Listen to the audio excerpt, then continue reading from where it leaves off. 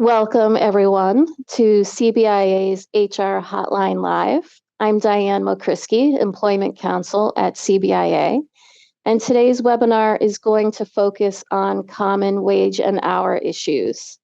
I'm joined by two very talented attorneys from Carmody Torrance Sandak Hennessey, Vincent Farisello and Nick Zaino, both partners at the firm and both who routinely help HR professionals and business owners with all kinds of employment-related issues, including wage and hour issues, which is what we're going to focus on today. So hi, Nick. Hi, Vincent. Hey, Diane. How are you? Thanks for joining us. So since this is a hotline webinar, this is an opportunity for you, the audience, to ask your employment-related questions directly to me and to Nick and to Vincent. We're not going to be presenting any slides or doing any pre-prepared information. We're just here to answer your questions. And so to do that, please submit them through the Q&A. So now the topic of wage and hour, that when I was talking to Nick and Vincent about this earlier, that's can actually be a pretty big topic. It's almost limitless. And so we're going to try to limit it to some extent and focus on the most common questions that we typically get. And those focus on things like how to classify someone as either exempt or hourly, how to pay for travel time, or maybe people who are on call or who are on break, whether you have to pay interns and how to pay interns. I know a lot of you often have questions about different rates of pay for different work. So these are the type of things that we're happy to help you with. I know a lot of you have questions about independent contractors as well. That issue can be pretty complex and so, and also very fact specific. So if you have a question about an independent contractor, it's likely we won't be able to tell you for sure whether your worker is an independent contractor, but we can kind of give you some tips on how to figure that out. And then that's probably a conversation to have independent of this webinar. So I did mention the issue of exempt versus hourly. And Nick, I know there's a recent change in the law that may go into effect, a proposed change. Before we get started on that issue, exempt versus hourly, can you give us a sense of what that change is in the law? Yeah, so I think hopefully everybody knows that back in August of this past year, the Federal Department of Labor published a proposed overtime rule that would increase significantly the minimum salary level that an employee has to be paid in order to be considered exempt. And the salary level is just one of three tests, but all three tests have to be met. And so the DOL proposed that rule and would increase the salary level from $684 a week. And it's proposing to increase it to $1,059 per week. And what that means is if an employee doesn't meet that salary level, they're paid less than that amount. If this rule goes into effect, then they are deemed non-exempt. And so the DOL has been collecting comments to that proposed rule. That comment period closed in early November. And so now the DOL is reviewing, more than 20,000 comments, and they have to make a decision about finalizing a rule. And so we expect in the next few months that the DOL will publish a final rule, and then we'll see whether or not that rule becomes effective. So that's where we are on the proposed overtime rule. Okay. And so you were talking about that salary threshold, and then that's one part of the test, right? There's also the duties test. Could you just give a very kind of broad sense of what those classifications are?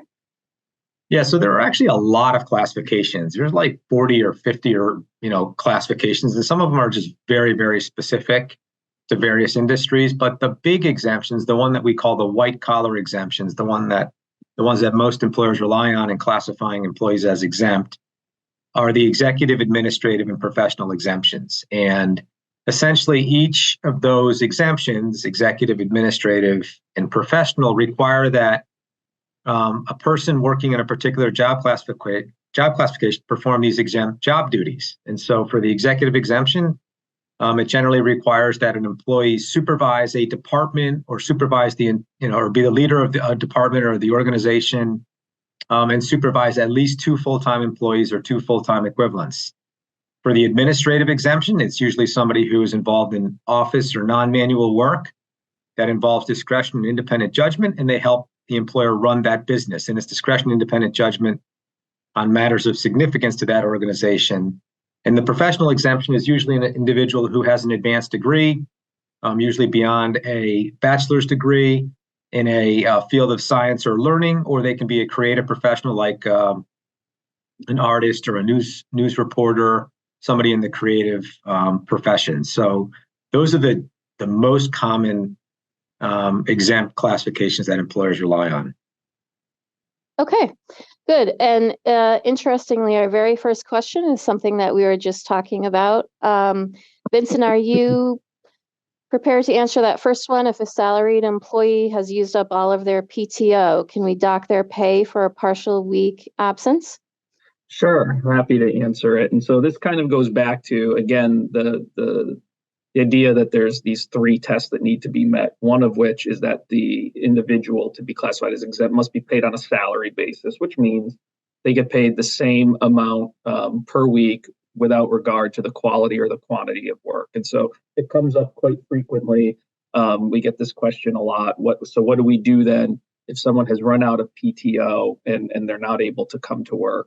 Can we dock their pay and not run afoul of that salary basis test? And the answer to the question is yes, in certain limited circumstances. One would be one or more full days if the employee is not able to work for personal reasons other than sickness or disability. So that's one way that can happen. And again, the key is one or more full days. And the other is if the employee is not working for, again, one or more full days, and it's due to sickness or disability, but only if that deduction is made under a bona fide plan or policy. So it's important for the employer to have that laid out specifically in their PTO or leave policies. If the employee is out of PTO and works a partial day, then there cannot be a deduction for that absence. And there's a few other we've covered two out of the general, the most common permissible deductions. I'm happy to walk through a couple of the others if you want, or we can. Yeah, let's do that. Okay, so the other few ways that deductions can be made and not violating the salary basis test is to offset amounts that an employee has received for something like jury duty pay or military pay. Also for unpaid leave that's taken under FMLA. Of course, a pro rata portion of a week in of the employee's first or terminal weeks of employment. So, it's not always that an exempt employee starts working on a Monday. Sometimes they start some other part of the week. And so there can be a partial week salary for that first week or similar concept in the final week of employment. And those are the most common ones that we see that come up here in Connecticut. And so you mentioned you emphasize the difference between a partial day and full day. And I think one of the more common questions I get is what happens if, let's say someone wants to take a partial day off just for personal reasons, let's say, and they've used all their PTO. So you can't deduct it from their PTO anymore. So then you cannot lower their pay, right? You can't deduct anything from their paycheck. That's correct. Yeah. So in that, I think that comes up sometimes where employees, have you ever had that situation where an employer tells you that their workers are just taking unpaid days off? They don't want to use their PTO. They're just taking unpaid days off.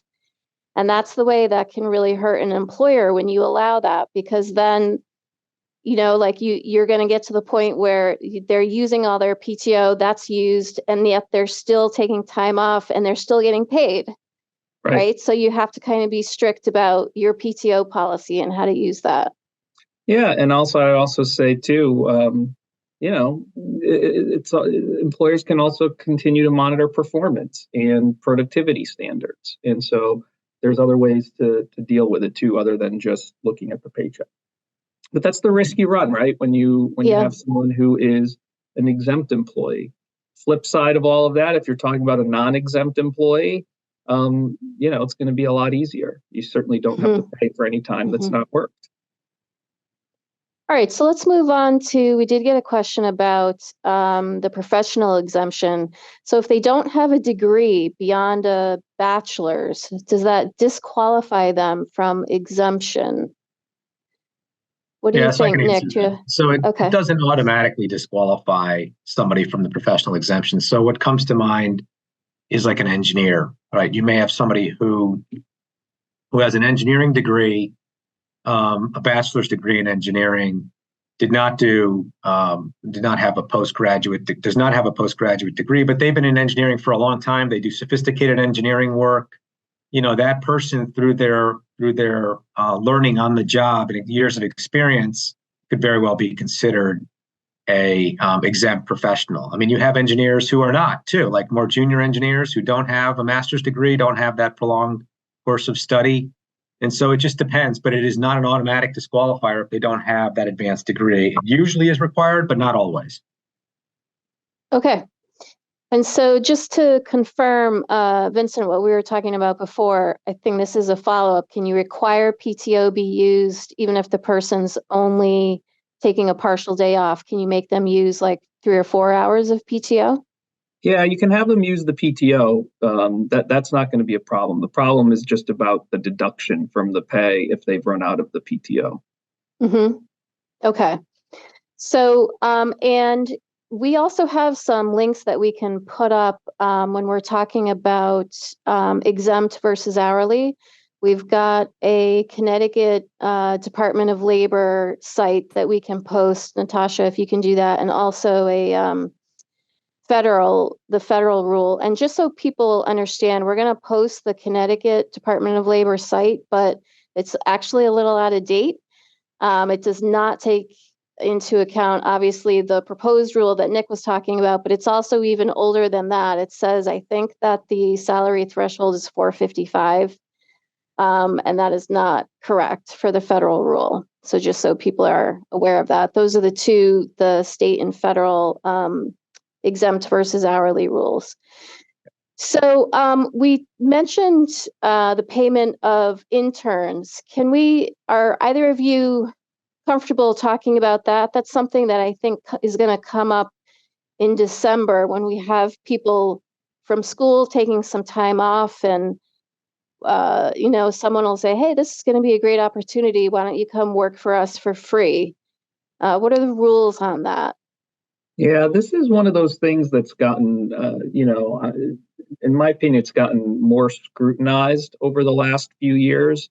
And it's interesting if you just do some Googling on interns and payment of interns, you'll be surprised that a lot of the things that come up are op-ed type pieces that are kind of, attacking the idea of overutilization of unpaid interns. If you're talking about an intern who's going to be paid, it's really not much of an issue. If you're going to have an intern that as an employer you are going to pay, you could call them an intern, but at the end of the day, they're going to be treated, and you should abide by and comply with any and all employment-related obligations there. Where you get into some issues is in the context of unpaid interns, and so there's there's several standards that would need to be met. It's not a must meet all of them.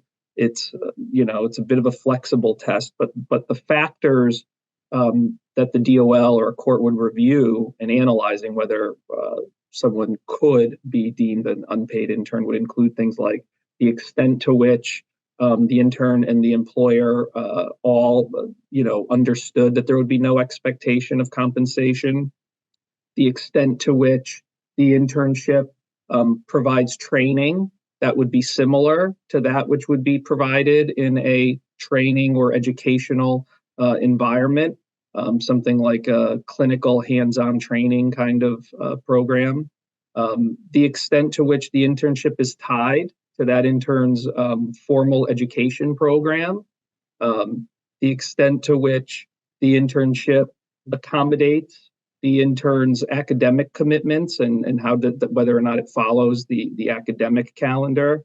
The extent to which the internship's duration is limited to the period in which the internship provides the intern with beneficial learning. Another key one is the extent to which the intern's work complements rather than displaces the work of paid employees. So if you're using interns to, as a cost-saving measure, and they're doing the work that you would otherwise be paying paid employees to do, that could be a problem. One other way I look at it is, the employer having an unpaid internship should almost be more of a pain for that employer than it should be a benefit for that employer. Because I think that is more of a hallmark of a program that's truly being done for the benefit of the intern as opposed to the benefit of the employer. The more that the internship benefits the employer, the less likely it is that it could be, legitimately characterized as an unpaid internship. Yeah, there's a little bit of irony there. You have to be completely altruistic, right? Like let's see if we can help someone out there who wants to learn about our business, right? That's how you're looking at it. Not, oh, we've got this project to do. Let's bring an intern in, and even though the intern will learn from that because it's going to benefit you, the employer, that's kind of like that's the rule where you have to actually start paying them. Right. All right.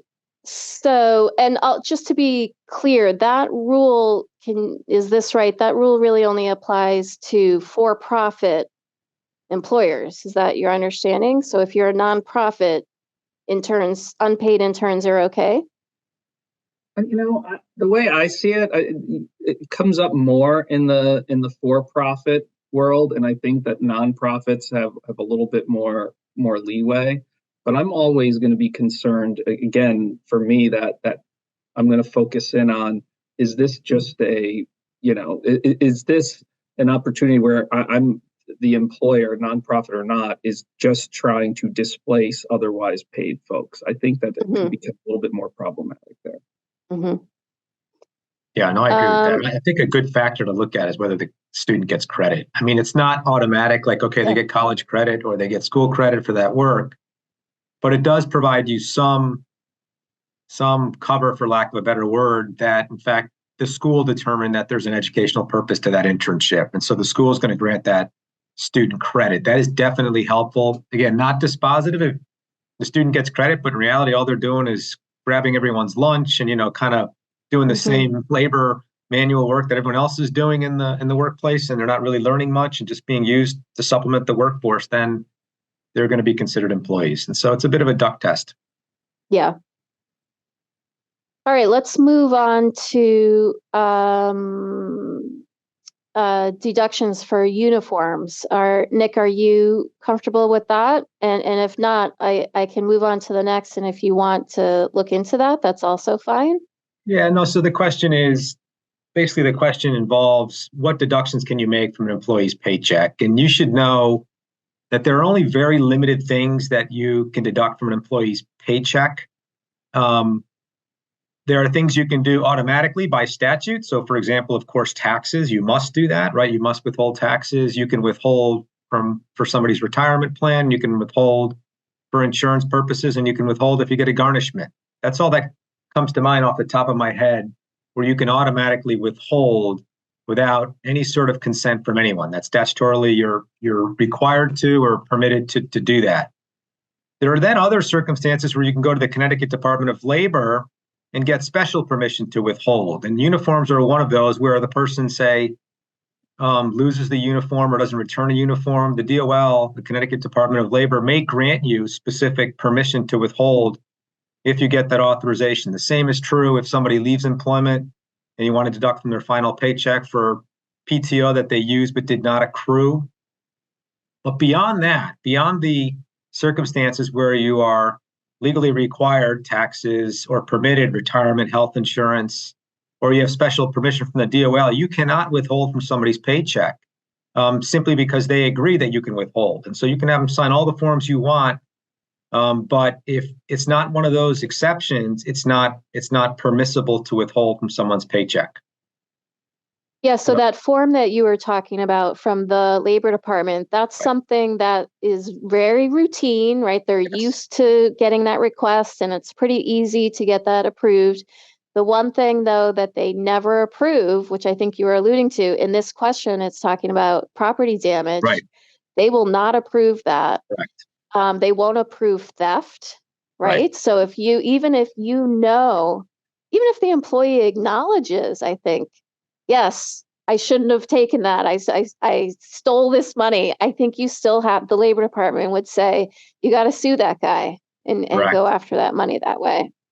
Yeah, I think they're worried about, I think the DOL is worried about employers abusing that, sort of that imbalance of power and requiring more pay deductions than they're comfortable allowing.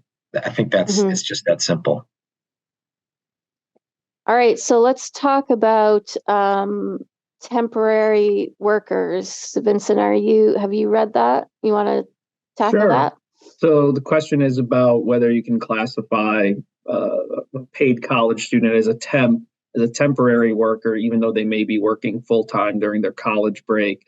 The answer to that is yes. There's some latitude there in classifying someone as a temporary employee, for which they would not be eligible for non-statutory benefits, especially in a case like the one in the Q&A. It's clear that this is intended to be for on a temporary basis for a limited period of time, and that's still the answer, even if that college student is going to come back and work part-time or on some other basis during some other breaks. Where it starts to become problematic is the longer that continuous relationship continues. That's when it starts to look less like a temporary relationship. But also keep in mind, an employee could also be classified as a part-time employee as well, and their hours can fluctuate.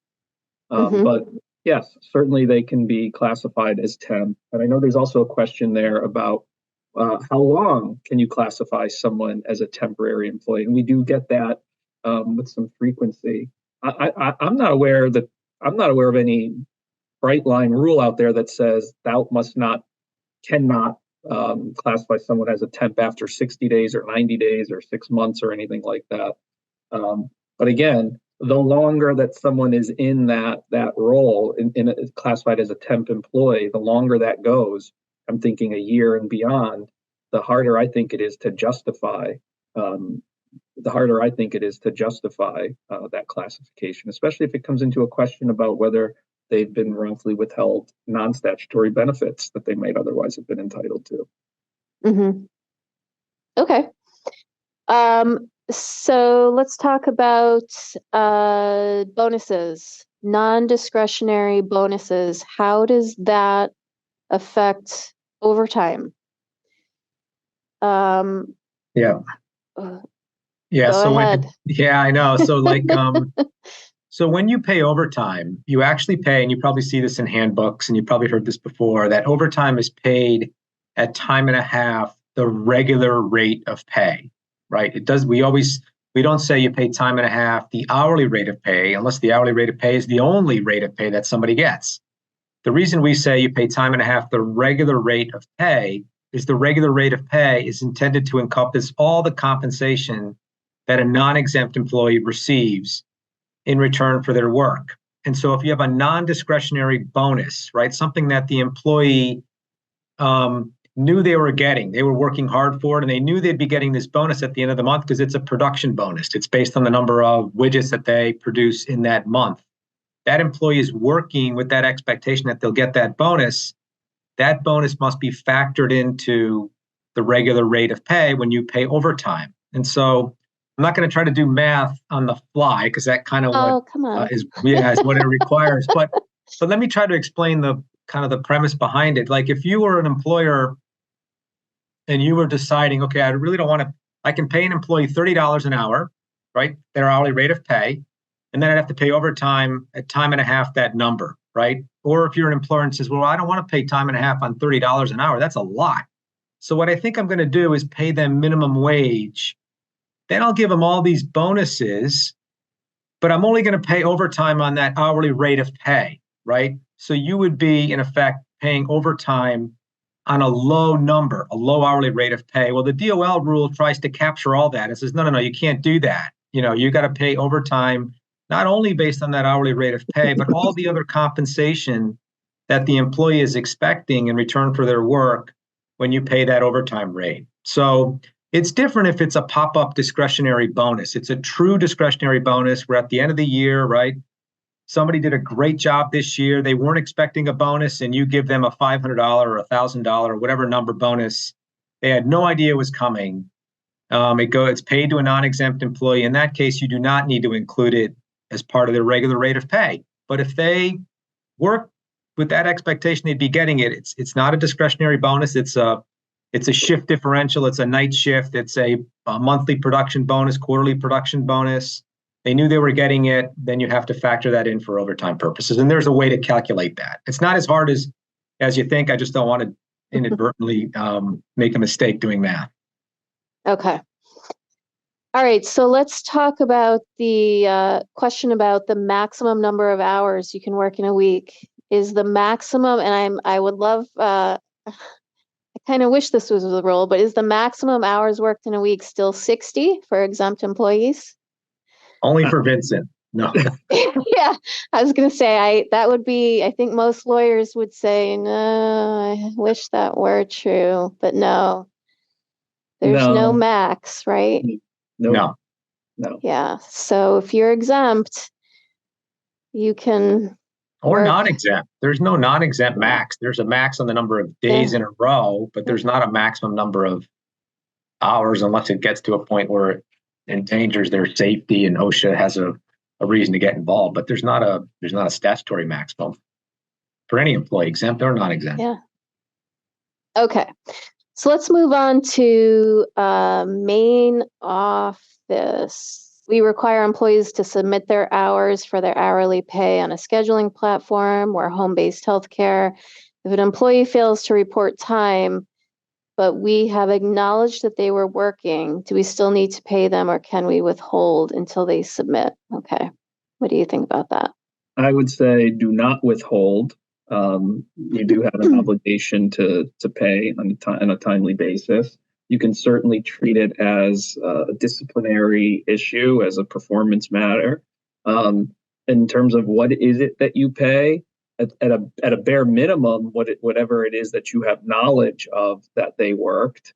But I would certainly advise, whether or not they're putting it in the platform, whether or not you're going to discipline for that, you at least try to communicate, reach out, try to get as much information, try to get the best information you can from whatever sources you can to get the most accurate number of hours that they worked in that week. But no, do not withhold. I would certainly not recommend that. Yeah, and I think what the Labor Department would ask is that you know that they worked, so yes, you pay them, and then if you can collect those records, then create a record showing the hours worked for the hours they actually did work, then have the worker initial it and you initial it, so then you have a record ultimately, but you can't just not pay. That's one thing that drives the Labor Department is crazy, is not paying people for work that they did. So yeah, that's good advice. How about paid interns again? Are we required to give paid interns paid holidays and insurance benefits? So I'd say the general answer I would say to that is no. You can, whether or not you pay holidays, there's no legal obligation to have paid holidays or to observe any holidays for private sector employers whatsoever. To the extent that you do, you have some wide latitude for defining who's eligible and who isn't. So you can certainly exclude interns or, for example, temporary employees from that. Very similar answer on the insurance benefits. It may, to some extent, you may want to check your insurance documents, but oftentimes interns are not that different or classified differently than temporary employees. by their very nature, and they're oftentimes excluded from coverage under those policies. Temporary workers, you're saying? Temporary, and I think in most cases, even a paid intern is more likely than not going to be like a temporary employee because they're intended to be there for a limited period of time, not on a regular I wonder. basis.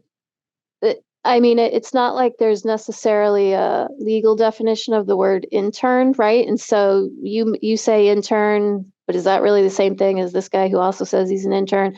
So I think maybe it'll come down to just factually, right? Like, what are they doing? How long are they employed? And what is your policy about who gets benefits? Right. All right. So let's talk about advances. Are pay advances okay? And if so, what's the best way to do that?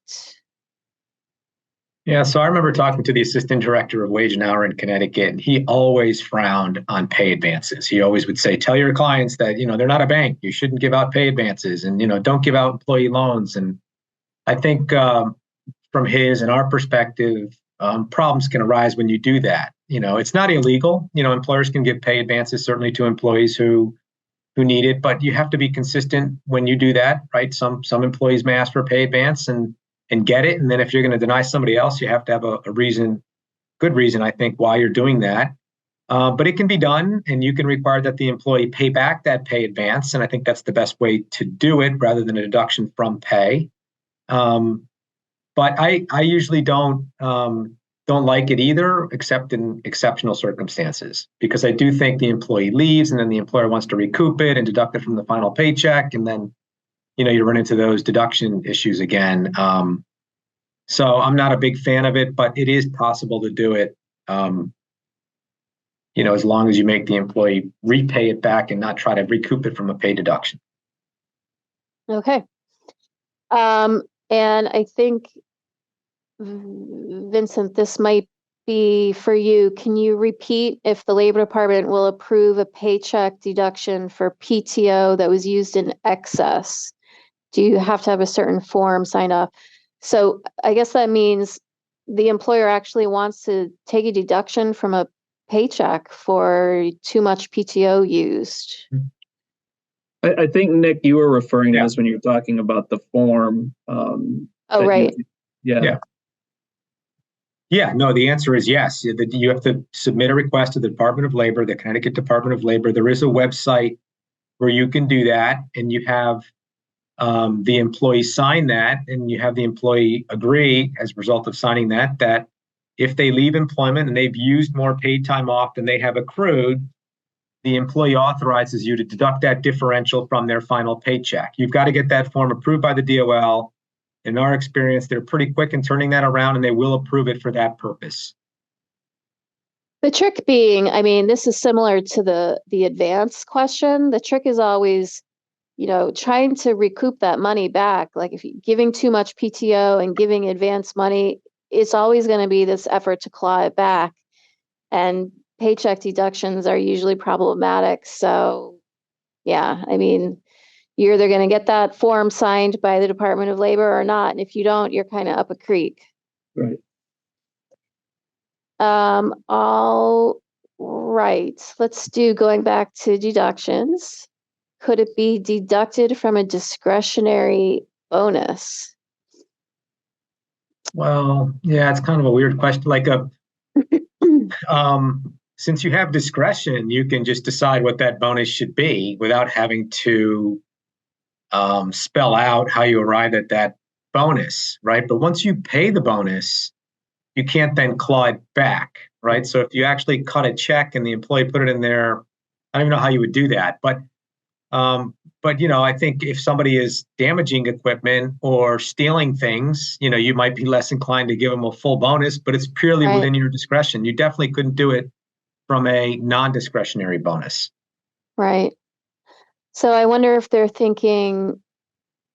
maybe they're thinking, okay, the employer tells the employee, this is the bonus that you qualified for. You'll get it in at the end of the fiscal year, which is in 2 months. And then they damage something. So then can you deduct it?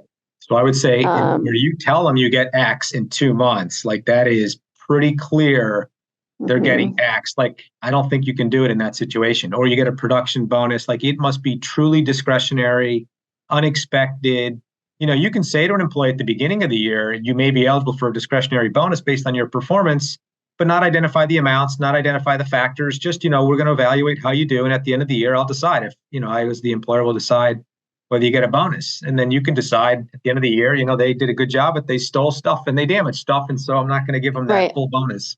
Right. Or any bonus at all. Or any bonus, Yeah. right? Yeah. All right. Let's talk about going back to exemptions. This question is what's really meant by discretion and judgment under the administrative exemption? Whichever one of you want to talk about that. I do think that's actually an important issue. I mean, what does that really mean for someone to have discretion and thereby get that exemption?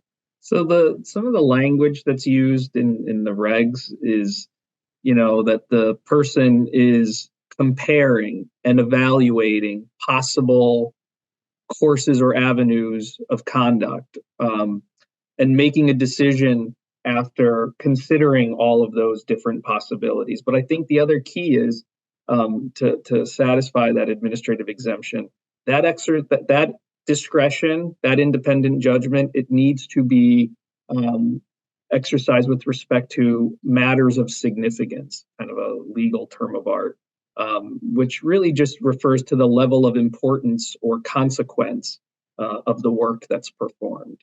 So, if it's a matter of, picking which is the best paper towels to use in the restrooms, that's probably not of sufficient consequence or importance to qualify.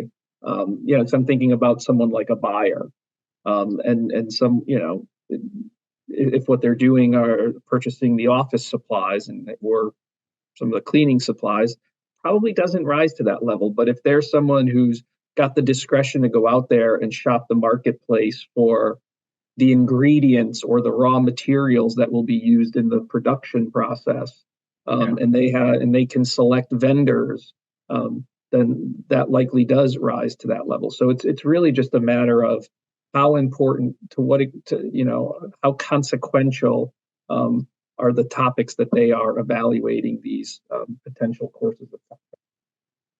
Yeah, and to just add to that, if you think of like an office manager, and we always say job titles are not dispositive, and so I hesitate to say that. But if you think of a traditional office manager who, let's say it's a medical practice, and the office manager is not an executive, they run that office. Like, they're the ones who the doctors in that office rely on to determine what should be in the employee handbook. How much PTO should be granted to new employees. They're relied upon to make decisions about hiring new employees, staffing. Who should be, how to set that schedule. What should some of their practices be with respect to their patients? What form should they have to sign? How do we become HIPAA compliant? Like, that is the office manager's job. They're running that office for that medical group. Contrast that with like an office clerk or a supply clerk who's required to ensure that, you have adequate supplies, and that that same office, that same medical office has, the supplies in order to run that office. They're just buying supplies, but it's there's not a lot of discretion. You just go, you look, you figure out what's needed, and you can pick from a couple of different supplies and you order them. Like, that is not the level of discretion and independent judgment that will make that an exempt administrative employee, even though they're making some decisions, but it's within a small window of authority that they have, and it's not really on matters of significance, things that if they make a mistake on can really hurt the business or can really help the business. They're just ordering the supplies for that office. Important, but not the requisite level of importance that would meet the exemption. Yeah, and I think that's a good point. A question I get often also has to do with people who think they're exempt or want to be exempt, but mostly what they do is follow instructions given by someone else. And so they are very good at their job and they maybe do important things, but they're doing them at the direction of their supervisor or someone else. And I think that really hurts the exemption as well. Totally agree. But since I actually just alluded to that, people wanting to be exempt, can you talk a little bit about that issue? How a lot of times employees say to their bosses, can I just get a salary? Can I be exempt? And the employer makes them exempt. What happens then? It's not a matter of agreement between the parties. That's the reality of it. It is whether someone is exempt or not is a legal distinction. It's a creature of law. And so certainly any employer can choose to pay somebody a salary, even if they are not exempt, but that will not exempt that would not make that employee exempt from the would not exempt the employee from being eligible for overtime if they work over 40 hours in a week. So, there's always this, we often hear about the misconception out there that just making someone a salaried employee, that does not equate to being exempt from overtime obligations. And so if you're going to do that to satisfy someone, well, then I would say you really better do a good job of monitoring their hours, trying to ensure they don't work more than 40 hours in a week. And if they do, making sure that you pay time and a half on it. Mm-hmm. I'm assuming in the example you said that they don't otherwise meet the jobs duties test. Right. I think a lot of employers think that they're being nice. They think that they're trying to make their employees happy who want to get a salary, and they're really just kind of hurting themselves, getting themselves in trouble that way.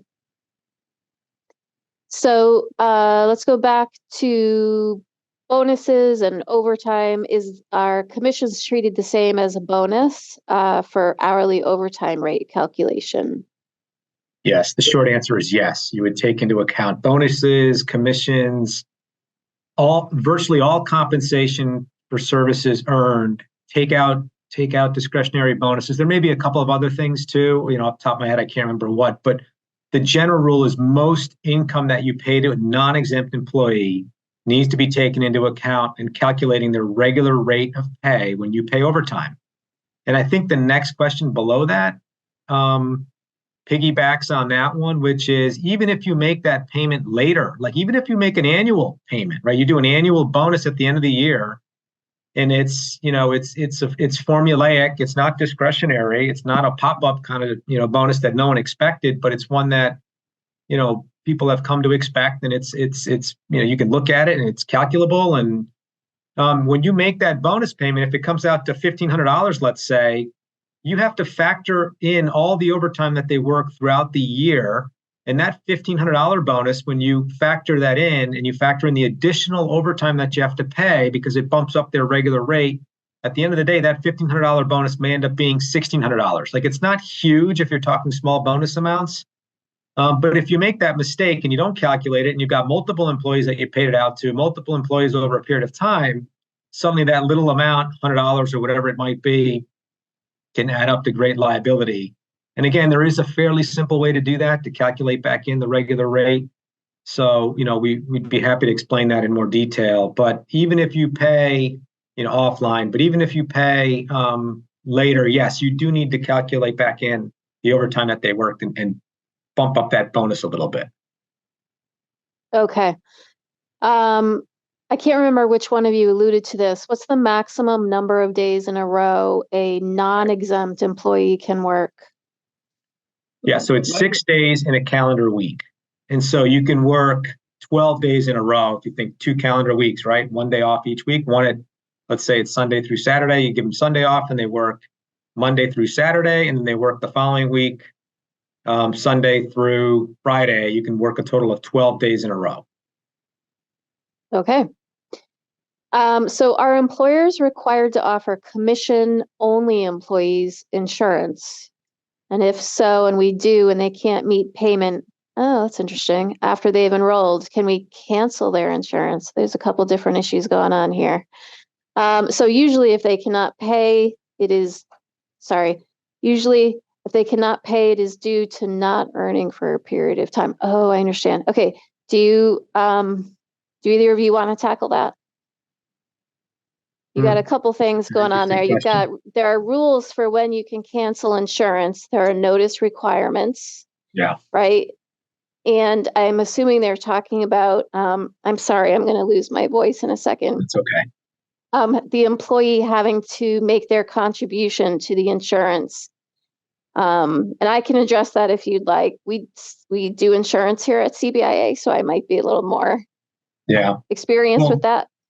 I'm happy for you to answer that, Diane. I mean, the one thing I would say on commission-only employees, because there may be weeks where they don't earn much of a commission or months where they don't earn much of a commission, right? Just make sure that you're right on your exemption classification. Just because you pay them a commission only doesn't necessarily mean that they meet the inside or outside sales exemptions, which we didn't and probably can't get into much detail here. So it makes me nervous that an employee isn't making enough money to cover the employee share of the health insurance premiums, because that probably means they're definitely not making at least minimum wage. So you want to make sure your exemption criteria is right. And so, Diane, I don't know if you want to comment on what to do with the insurance if they can't meet the employee share of the premiums. I mean, at that point, you probably would have to give them a notice of cancellation, although I would hate to do that, right? I mean, that seems like a sort of a thing of last resort. Yeah.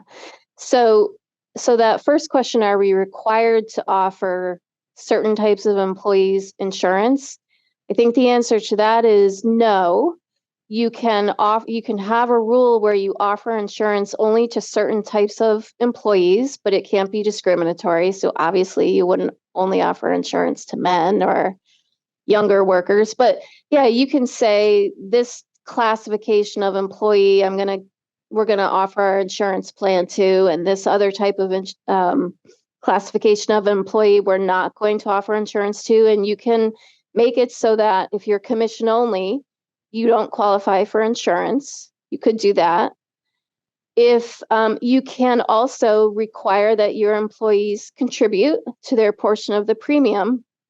So like Nick was saying, you could cancel someone's insurance if they don't pay their portion of the premium. There are rules about that. There are notice requirements. I believe the rule is when you give them a 30-day grace period to make the payment. And if they don't make the payment by that 30-day period, you send them notice of cancellation and you tell them that you're going to cancel it in 15 days. And as Nick was saying, that's kind of harsh. You would hate to do that. But yeah, you can obviously require that the only way you get insurance is if you pay your portion of the premium. And just so you know, if they don't pay their portion of the premium, that doesn't make them eligible for COBRA. Non-payment doesn't mean you get COBRA, and that wouldn't also make sense because then they'd only be paying more for the COBRA. So that's, I guess, the larger issue there is maybe to revisit that policy. Like if you've got commission only people, how are you going to make it so that they can really pay the premium? Like what are the rules going to be for how much they pay, and what are the commissions? How reliable are they? Because you don't really want to keep, that would be so awkward if you kept saying, oh, you met it this month, but not that month. So we're going to cancel it now, but then we'll reinstate you because then you did, right? So that would be a little, totally see how that would be frustrating. And that 30-day, 15-day, that 30-day notice period, 15-day grace period, that's pretty consistent with under the federal rules too, when you're talking about someone who's out on FMLA, I believe, right, Diane, who's out on FMLA or continuing insurance, and while they're not working out on an unpaid leave, they're supposed to be making payments and they fail to do it. I'm going to coffee. Sorry, everybody. Do you guys understand Kara's question? I actually don't know what she's talking about, so I was going to have her send in a follow-up unless either of you know what she's referring to. No, and it looks like she sent it like 15 minutes ago. Yeah, so we may have, Kara, if you want to just remind us which question you're following up on. We'll address that one. So let's look at the next one. Can paid time off be left to the customer? I mean, you can determine what paid time off to give your employees, on whatever basis you want. So it sounds like you have employees that you place to work at a customer's facility, and the customer's asking you for those employees, don't give them any paid time off. Subject to rules on discrimination, you can decide for these job positions that we're going to place at this particular company at any paid time off except sick, except what you're required to provide if you're covered under the Connecticut sick leave law or any other paid time off that you might be required to give that employee, jury duty, whatever it might be. But you can decide that employees working at a particular customer will not be eligible for any PTO, except as required by law. All right. I'm guessing Bruna also needs to tell us which question she's following up on. Sorry, guys, we don't, it's hard to keep track of the questions that are the follow-up. So if you can just tell us what you're talking about there. Good. A mental health wellness day. That's kind of a new issue. How should an employee request a mental health wellness day? Now, should that be processed under the new legislation? That is brand new. Yeah, and this is part of a slight expansion of the paid sick leave law that's been out for the last 10 years or so. And again, this doesn't apply to all employers or all employees. It only applies to those employers that have 50 or more employees. It also excludes manufacturers. That's been the case for quite a while. And that paid sick leave law only applies to what are defined as service workers under the statute. And so what the new rule that Anonymous is referring to is the idea that at least one day of paid sick leave for covered service workers at a covered employer, they can use at least one day for a mental health wellness day. And so, there's not a lot of guidance out there at this point. It just went into effect. I would advise to be flexible, but I would otherwise just follow what you're, in terms of scheduling it, follow your typical sick leave rules. If it's going to be done in advance, if it's foreseeable, you can ask for 7 days notice. If it's not foreseeable, there could arguably be a reason why someone needs a mental health wellness day and due to some unforeseeable reason, then the notice would have to be provided as soon as is practicable.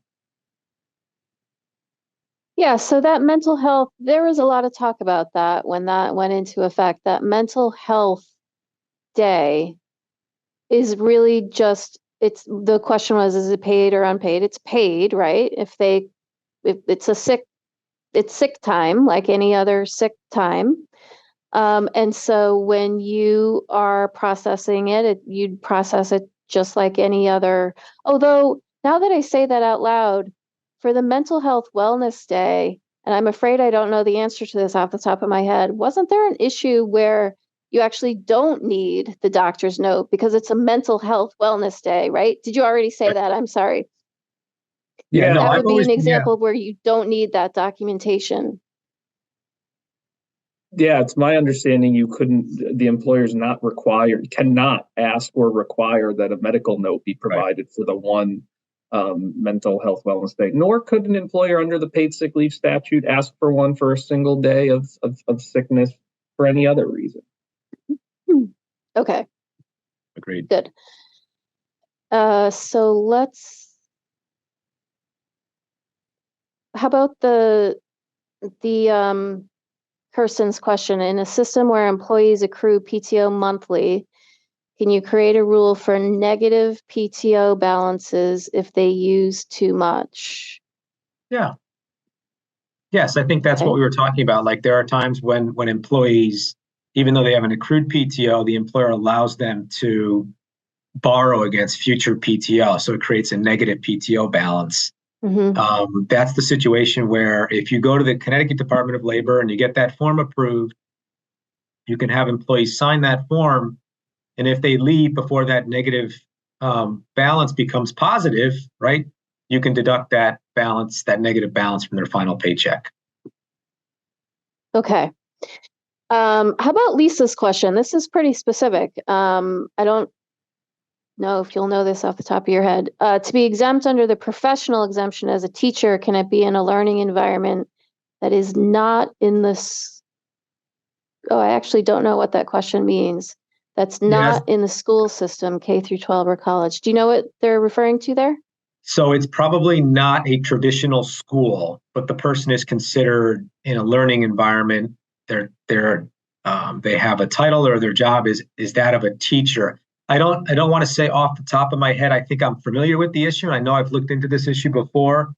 My gut tells me, yes, there are circumstances where you can take the position that they are in fact exempt as a teacher, professional.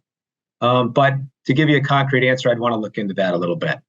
Yeah, it comes down to a definition of what is an education. To be apply for that exemption, they need to be doing the teaching in a educational establishment, which is a legal term of art that has a specific definition under the statute, or under the regs, which we just don't have in front of us. Yeah. Okay.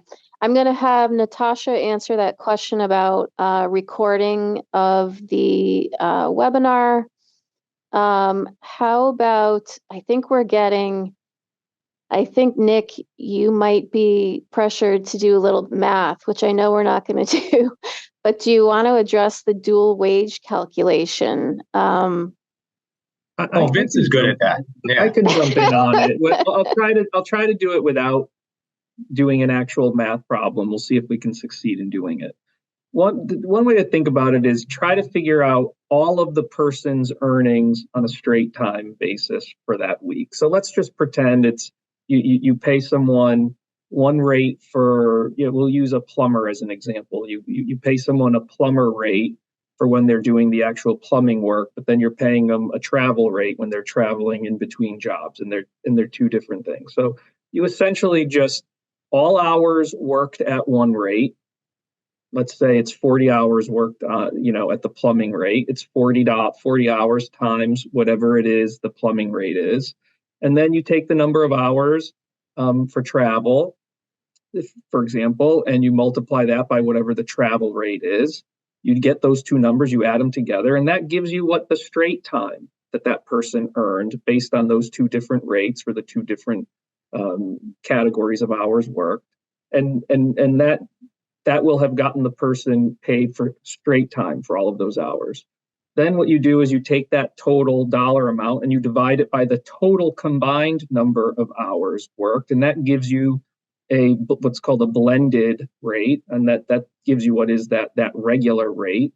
And so you just take half of that blended regular rate, divide it by 2, so you get half, and multiply it by the total number of overtime hours, and you add it to that original straight time calculation. And so that's essentially how you do the blended overtime rate for 2 or more rates that someone works in a week. Okay. All right, we've got 2 more minutes. So if everyone will forgive me, I'm going to try to do the more straightforward questions that we can kind of knock off relatively quickly. How about, can employees work more than 12 days in a row if they're picking up shifts that they were not scheduled to work initially? Right. So remember, the 12 days is what you can require them to do. And if an employee decides on their own they want to pick up additional shifts or work additional days, as long as it's truly voluntary, that's okay. Okay. About the one right under that, is there a minimum? Wait, let me just make sure that is there a minimum amount of hours a full-time hourly employee has to work in order to stay full-time?